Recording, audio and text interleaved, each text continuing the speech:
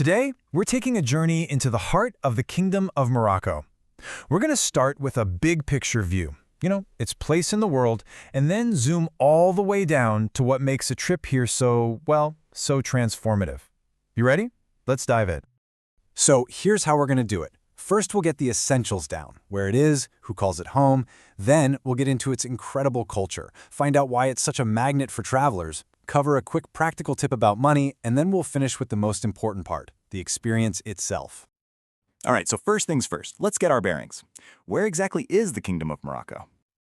Well, Morocco is sitting in this really key spot. It's a northernmost country in all of North Africa.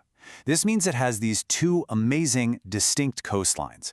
You've got the huge Atlantic Ocean on one side and the legendary Mediterranean Sea on the other. And to the east, it shares a land border with Algeria. And it's home to over 37 million people. Just think about that. That's a whole lot of history, culture, and life buzzing within its borders. The country itself covers more than 446,000 square kilometers. But when you start talking about Morocco's borders, our source material shows that the map isn't always as simple as it looks.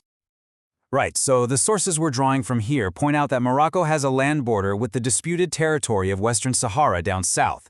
They also mention that Morocco claims several Spanish territories, like Ceuta and Melilla, right there along its coast. So, you've got the map, you've got the geography, but what breathes life into it all? Well, that's the culture. Let's get into the people and the identity that really make up this nation's incredible mosaic. Moroccan identity isn't just one single thing. Not at all. It's this vibrant, layered mix of influences. Its roots run super deep with Berber and Arab heritage, but then you also have this significant layer of European, especially French and Spanish, influence woven all through its more recent history. And you can really hear this mix in the languages people speak. Officially, the languages are Standard Arabic and Berber, but on the street and daily life, you're going to hear Darija, which is the unique Moroccan dialect of Arabic, and French is also spoken all over the place, especially in business. Now, a really central piece of the national identity is religion. The official and main religion in Morocco is Islam, and it really shapes so much of the country's culture, its holidays, and just the rhythm of everyday life. So, with a culture this rich and landscapes this stunning, it's really no surprise that Morocco is a huge draw for travelers. And that brings us to its role as a tourism hub. It's a massive pillar of their modern economy. The country's tourism industry is just so well developed, it really focuses on showing off what makes Morocco, Morocco. Its gorgeous coasts, its deep and fascinating history, and of course, that amazing culture. The government saw how important this was really early on, setting up a whole Ministry of Tourism way back in 1985. And wow, did that investment pay off? Get this, since 2013, Morocco has been the #1 most visited country in all of Africa. That just goes to show you how powerful and lasting its appeal really is. Okay, so if you're thinking about becoming one of those millions of visitors, you're going to need to know about the local cash. So let's get practical for a minute with a quick guide to the dirham. The official currency is the Moroccan dirham. You'll see it written as MAD. The system is super straightforward. One dirham is broken down into 100 little units called centimes. Easy enough, right?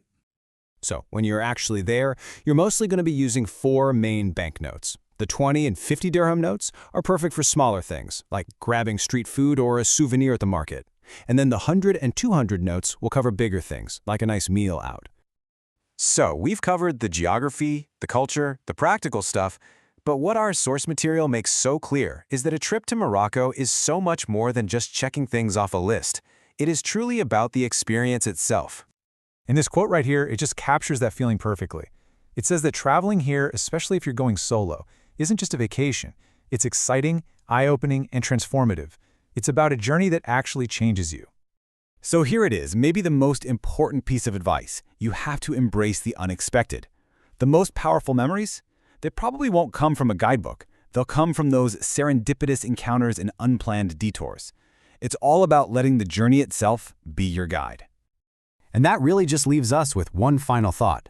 We've explored the sights, the sounds, the facts of this incredible country. The only question left is the one you have to answer for yourself. What will your serendipitous encounter be?